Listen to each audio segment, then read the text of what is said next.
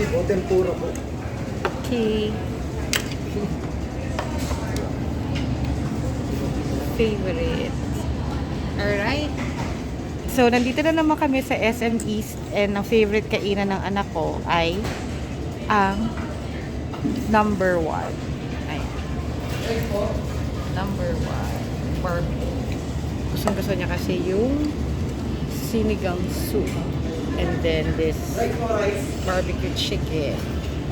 And then ako, my favorite is tempura. No, later. And then may side dish ako na canton. Then for dessert, we have leche flan. So makakailang rice ka ngayon? 4? Sure?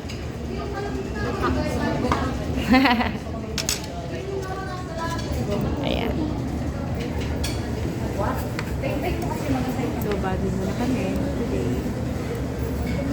Si Hara kasi ayaw sumama doon, ayaw maligo. So, kami doon